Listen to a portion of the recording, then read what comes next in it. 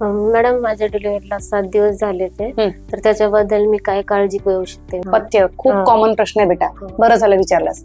हे बघ, डिलिव्हरी नंतर पहिली चूक जी होते घरच्यांची, खास कर नातेवाईकांची, की पोरीला नीट खायलाच देत नाही. जेवणाची, चांगल्या न्यूट्रिशनची तुम्हाला खूप गरज आहे बेटा. तुम्ही सगळं खाऊ शकतात, वरण भात, भाजी पोळी, दूध, अंडे, मासे, मटण सगळं खाऊ शकतात.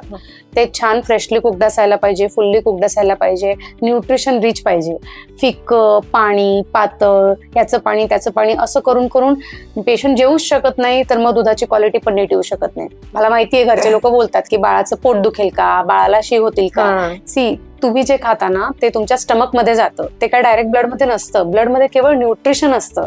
तुम्हाला जे आवडेल ते तुम्ही पोटभर व्यवस्थित खा, पण ते न्यूट्रिशन रिच असायला पाहिजे, कारण की बाळाला जे दूध तुम्ही पुरवणार आहात त्याच्यामध्ये न्यूट्रिशन एकदम एक्सलंट पाहिजे. फॉर्म्युला मिल्क दिल्यावरती बाळ खूप झोपते, उठतच नाहीये.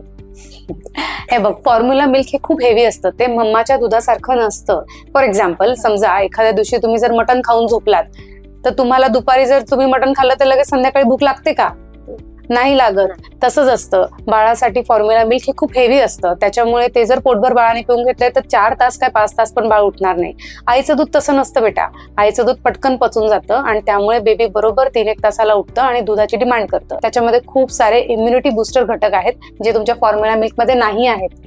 दुसरा, दूध जे आहे ते तुला 2-2 तासांनी 3-3 तासांनी डिमांड फीड प्रमाणे पाजायचं. झोपलेल्या लेकराला जबरदस्ती उठून दूध पाजू नये. वरचं दूध अजिबात द्यायची गरज नाहीये, कारण मम्माचं दूध बाळाच्या वयाप्रमाणे अनुरूप असतं. जितकं तू दूध पाजशील तितकंच दूध बनेल, कारण आपल्या ब्रेनला सिग्नल जोपर्यंत मिळत नाही की इतकं दुधाची गरज आहे बाळाला, तोपर्यंत आपलं ब्रेन नवीन दूध बनवतच नाही. त्यामुळे जर तुम्ही फॉर्म्युला मिल्क वरचा दिला तर ब्रेनला सिग्नलच नाही मिळणार आणि मग तुमचं दुधाचं प्रोडक्शन कमी होऊन जाईल.